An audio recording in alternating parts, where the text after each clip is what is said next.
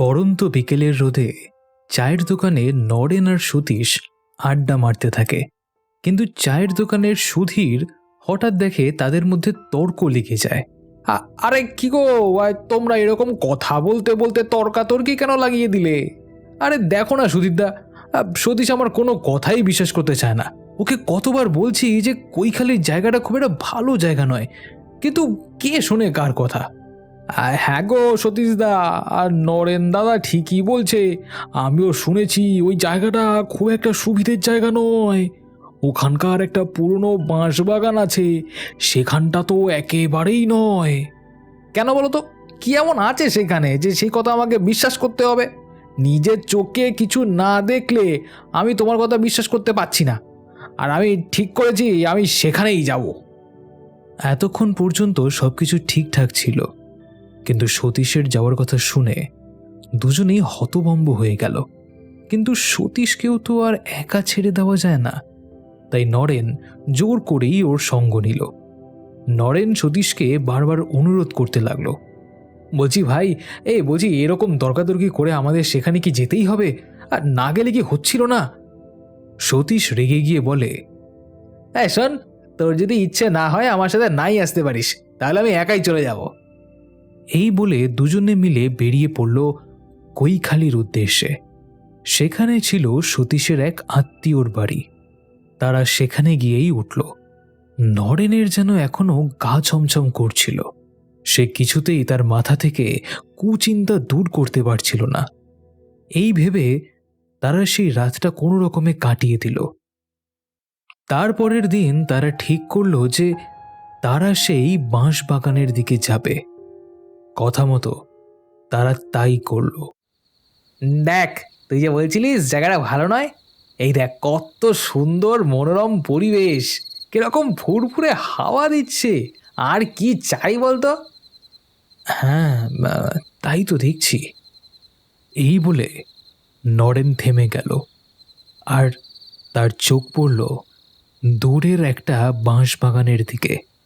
সেই দিকের বাঁশগুলো কেমন যেন অদ্ভুত, ঠিক যেন কোনো মেয়ে তার চুলগুলো খুলে পিঠের ওপর মেলে দিয়েছে। সে বলে উঠল, এই ভাই, দেখ, ওই দিকের বাঁশগুলো কেমন কেমন একটা লাগছে না? তোর মাথাটার সাথে তোর চোখগুলো গেছে। একে তো প্রথম থেকেই ভয় দেখিয়ে আসছিস, আর এখন আবার তোর চোখগুলো খারাপ হয়ে গেল। হ্যাঁ,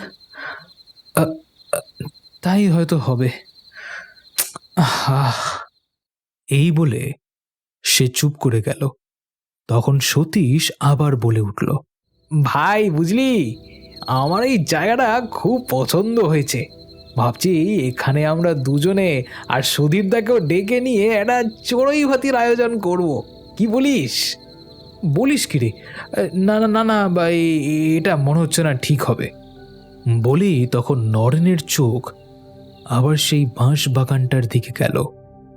দেখল এবার যেন সে এক বিদ্রূপের হাসি হাসছে। যা বলছি ঠিকই বলছি, আর আমাদের চড়ুই ভাতির প্রধান মেনু তো থাকবে মাংস। যা যা রান্না হবে সব কিছুতেই মাংস থাকবে, কারণ ওইটা আমি খুব ভালোবাসি।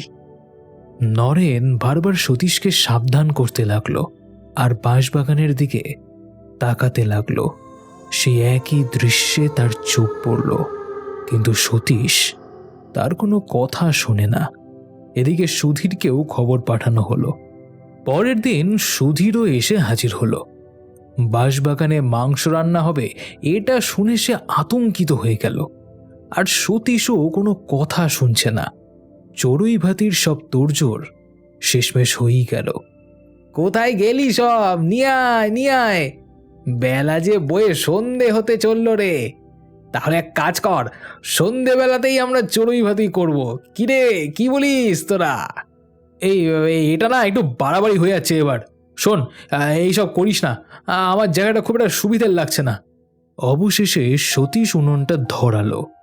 এমন সময় একটা দমকা হাওয়ায় উনুনটা এক নিমেষে নিভে গেল। এমন সময় নরেন চিৎকার করে উঠল, এই ভূত ভূত! আমি বই বলেছিলাম এইসব করা ঠিক হচ্ছে না। এখানে এখানে এখানে ভূত আছে। আরে তুই চুপ করবি?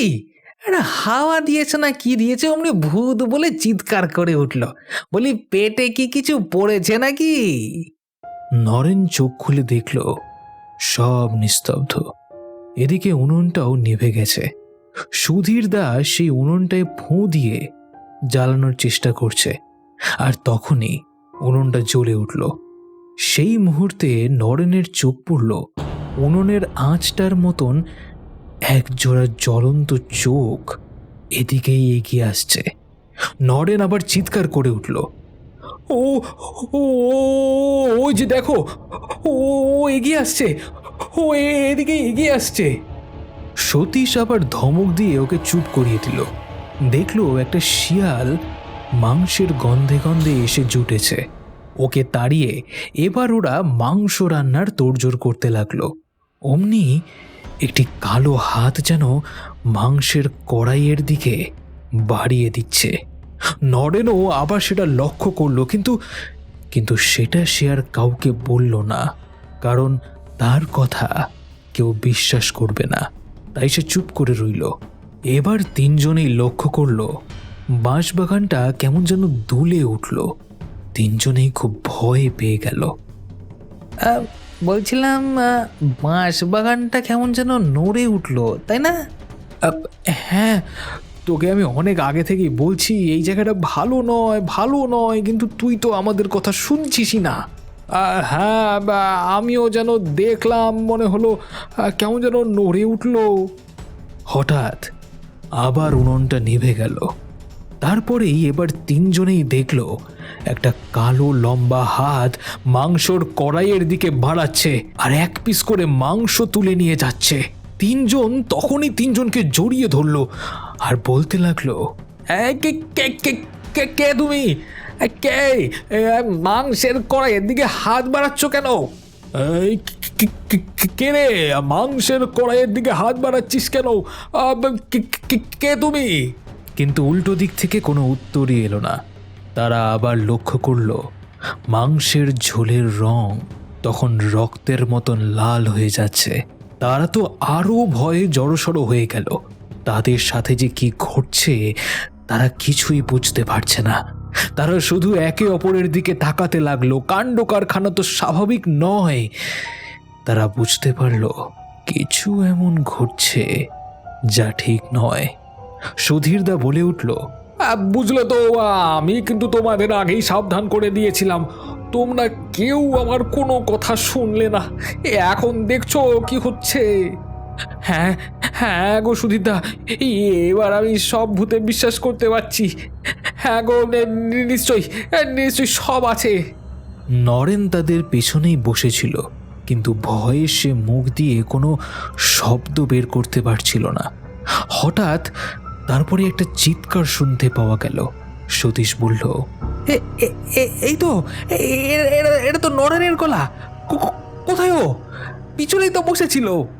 ভাই ভাই, আমার পিঠে কে যেন একটা ধারালো কিছু দিয়ে আঁচড় কেটে দিল। সতীশ দেখল সত্যিই তাই, আর তার থেকে ঝরঝর করে রক্ত পড়ছে তখন। আর তখনই সে অট্ট হাসি শুনতে পাওয়া গেল।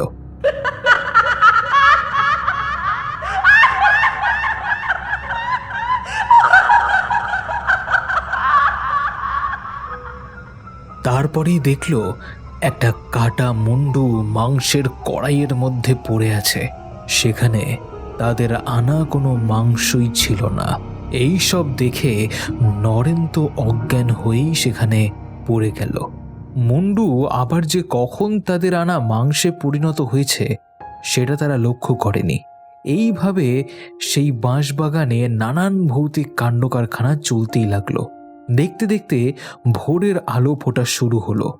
সব আগের মতন হয়ে গেল। গত রাতের কোনো চিহ্নই সেখানে আর নেই। তারা তিনজনেই সেই বাঁশবাগান থেকে চলে গেল। আবার তারা ঠিক করলো যে তারা সেখানে আবার যাবে, তবে এবার আর মাংস রান্না করা নিয়ে নয়, কাঁচা মাংস নিয়ে যাবে। যথারীতি তারা সেখানে কাঁচা মাংস নিয়ে যাচ্ছিল। হঠাৎ সতীশের কানে কে যেন ফিসফিস করে বলে উঠল, আমি তো এটাই চাইছিলাম এতদিন ধরে, তোরা আমার সেই ইচ্ছে পূরণ করতে এসেছিস। সতীশ তখন পেছনের দিকে তাকাতেই দেখল কেউ নেই। সামনের দিকে তাকাতেই একটা বীভৎস বিকৃত মুখ সরে গেল, আর তখনই সেই মাংসের টুকরোগুলো সেখানে ফেলে ছুটে গিয়ে লুকিয়ে পড়ল। আর আড়াল থেকে সব লক্ষ্য করল, দেখল একটা মাঝবয়সী মহিলা তাড়াতাড়ি সেখানে এসে মাংসগুলোকে কুড়িয়ে কুড়িয়ে অসভ্যের মতন খাচ্ছে, যেন কতদিন সে অভুক্ত। এই তিনজন তখন সাহস দেখিয়ে আড়াল থেকে বেরিয়ে এসে তাকে জিজ্ঞেস করলো, কে কে তুমি? এই বাঁশবাগানেই বা কি করছো? সে তখন কোনো উত্তর না করে তাদের দেখে সেখান থেকে পালিয়ে গেল। তখন নরেন বলে উঠল, বুঝলি, নিশ্চয়ই কোনো কারণ আছে এর পেছনে। আমাদেরকে এই বাঁশবাগানে আবার আসতে হবে। আমার কি মনে হয় জানিস তো, এই মাংস রান্না দিয়েই সমস্ত ঘটনার উন্মোচন করতে হবে। ঠিক নরেন, এতক্ষণ একটা ঠিক কথা বলেছে।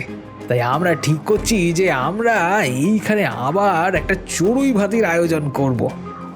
কিন্তু দাদা বাবুরা, এতে যদি হিতে বিপরীত হয় তখন কি হবে? সতীশ মাথায় চুলকোতে থাকে, ভাবতেই থাকে যে কি করলে কি করা যায়। সতীশ ভাবতে ভাবতে একটা কথা তার মাথায় খেলে গেল। সে বলে উঠল, জানো তো সুধীরদা, আমি শুনেছি মানুষ মরার আগে তার একটা শেষ ইচ্ছে থাকে।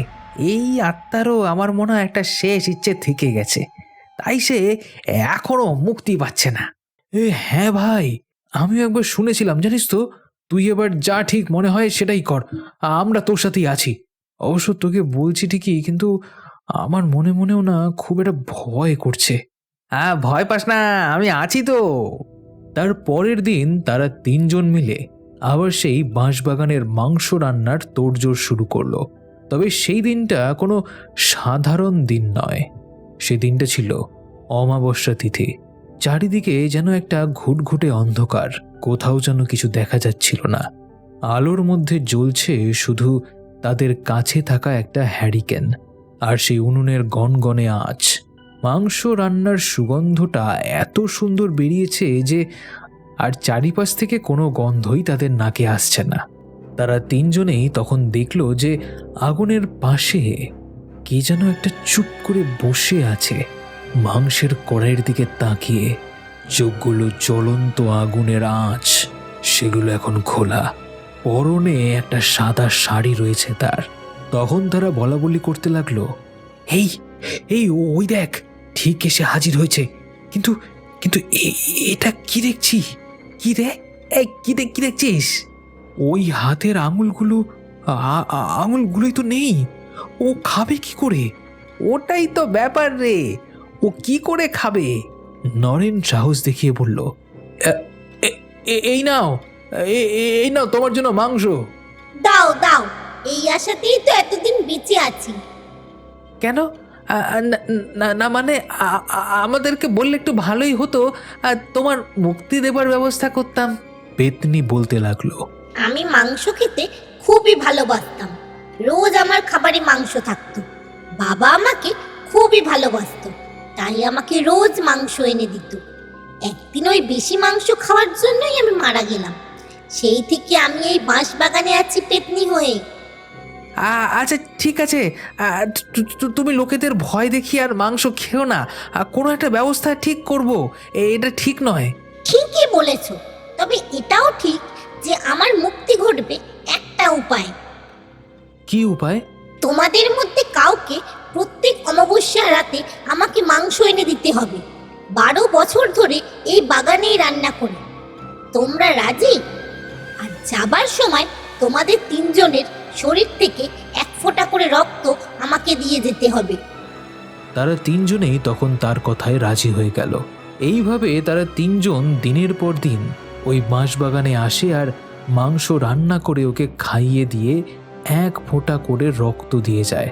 এইভাবে একটা একটা করে দিন কেটে যায়।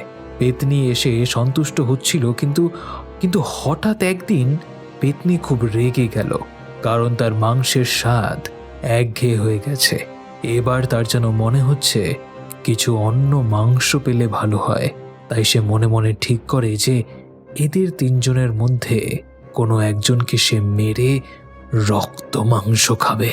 পরের অমাবস্যার দিন যখন তারা তিনজনেই আসলো, তখন সে তাদেরকে বলল, বুঝলি তো, এই মাংস খেতে আমার আর ঠিক ভালো লাগছে না। আমাকে কি তোরা কোথাও থেকে একটা জ্যান্ত মানুষ এনে দিতে পারবি?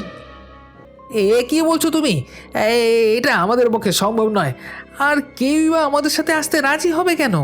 তাহলে সেটা যদি না পারিস, তাহলে তোদের তিনজনের মধ্যে কারো একটা প্রাণ আমি নেব। তিনজনেরই মুখ ফ্যাকাশে হয়ে গেল। তারা সেই দিনের মতন পেতনির কথা শুনে সেখান থেকে চলে গেল। তারা আবার সুধীরদার চায়ের দোকানে গিয়ে এই ব্যাপারটা নিয়ে আলোচনা করতে লাগলো। সুধীরদা তখন বলল, আমি এবার আর তোমাদের সাথে যাচ্ছি না। তোমাদের যাওয়ার হলে যাও, না হলে যা ভালো বোঝো করো।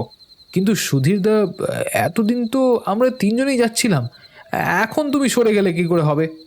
সুধীরদা, তুমি আমাদের সাথে না গেলে পেতনি হয়তো আমাদের দুজনকেই একেবারে শেষ করে দেবে। হয় তুমি আমাদের সাথে চলো, আর না হলে একটা উপায় বার করো। সুধীর তখন মনে মনে কি একটা ভেবে খুব আনন্দ পেল। পেতনি এবার ওদের দুজনকে মেরে রক্ত মাংস খাবে আর সে নিজে পেতনির হাত থেকে রক্ষা পাবে। কিন্তু সে নিজেই ভাবতে পারছিল না যে তার জন্য কি অপেক্ষা করছে। এদিকে পেতনি যে কতটা শক্তিশালী সেটা সুধীরও টের পেল না। নরেন আর সতীশ দুজনেই চলল সেই বাঁশবাগানের পেতনির কাছে। গিয়ে তারা দেখল যে পেতনি তাদের জন্যই যেন অপেক্ষা করছে। সতীশ বলল, আমরা চলে এসেছি। তোমার কথা মতো আমরা চলে এসেছি। কিন্তু তোদের আরেকজন কোথায় গেল? আসবে না ও। তোমার আমাদের খাবার হয় খাও, না হলে ছেড়ে দাও। সবারই তো প্রাণের ভয় আছে। কেউ কি স্বেচ্ছায় নিজের প্রাণ দিতে চায়? ও আচ্ছা, এই ব্যাপার। কিন্তু জানিস তো, যারা বন্ধুদের সঙ্গে বিশ্বাসঘাতকতা করে, আমি তাদেরকে দু চোখে দেখতে পারি না। কিন্তু আমরা তো তোমার সঙ্গে বা কারোর সঙ্গে এইরকমটা করিনি। সেই তুমি যেদিন থেকে বলছো, সেদিন থেকে আমরা কিন্তু তোমার সব কথা শুনছি। ঠিক আছে, আজ তোরা বাড়ি চলে যা। আজ আর তোদের খাবো না। নরেন আর সতীশ দুজনেই একসাথে বাড়ি চলে এলো। তারা ভেবে পাচ্ছিল না যে পেতনি তাদের কেন ছেড়ে দিল।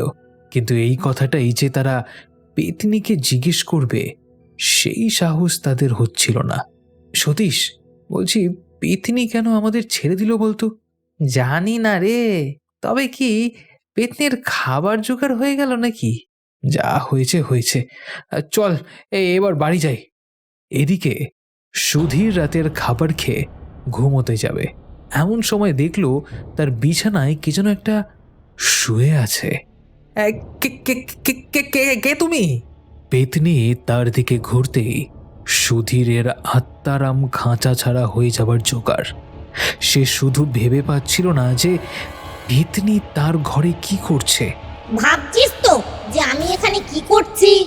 আমার তো এতক্ষণ নরেন আর সতীশকে খেয়ে বাঁশবাগানে থাকা উচিত ছিল, কিন্তু আমি ওদেরকে খাইনি। তুই কি ভেবেছিলি যে তুই ওদেরকে পাঠিয়ে দিয়ে ওদের সাথে চালাকি করে তুই নিশ্চিন্তে থাকবি? এই বলে পেতনি তার দিকে এগিয়ে আসতে লাগলো। সুধীর তখন কি করবে খুঁজে পাচ্ছিল না। সে এক পা করে পিছিয়ে যাচ্ছিল। হঠাৎ তার কোনো কিছুর সাথে ধাক্কা লাগে আর মাটিতে পড়ে যায়। এমন সময় পেতনি সুধীরের হাত পা ছিন্ন ভিন্ন করে মাংস খেল। তার পরের দিন নরেশ আর সতীশ সুধীরের চায়ের দোকানে গিয়ে দেখল তখনও পর্যন্ত তার দোকান বন্ধ। সতীশ বাইরে থেকে সুধীরকে হাঁক দিল, সুধীরদা, ও সুধীরদা, কোথায় কোথায় গেলে?